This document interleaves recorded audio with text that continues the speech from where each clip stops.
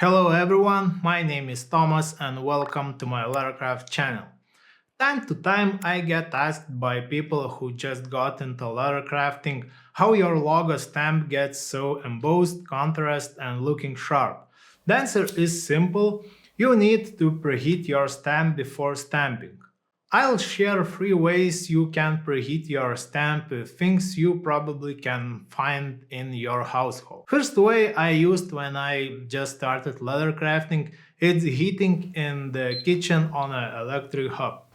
Everything is fine with that, just one main con. Usually your workshop isn't in the kitchen, so it's not very convenient to walk with stamps back and forth, unless you have a portable one-spot hot plate and can use it at your workplace. Second way I used for a long time is heating on a soldering iron. The main con here is a small touching area with a stamp, so it needs more time to get optimal temperature. Especially it's annoying if you want to preheat multiple or bigger stamps. Most efficient and convenient way I found for me it's regular household iron. I even sacrificed one iron, took it apart, added on off button, and now it works for me as just a heating plate.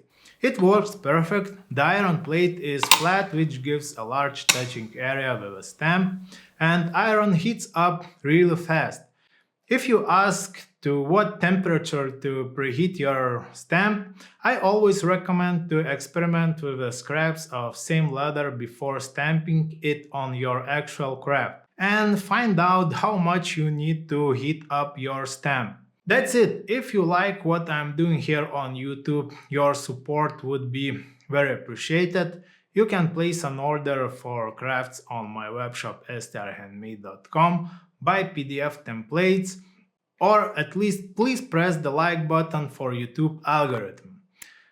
Thank you guys for your time. Check my other videos, subscribe if you haven't yet, and until next time, bye!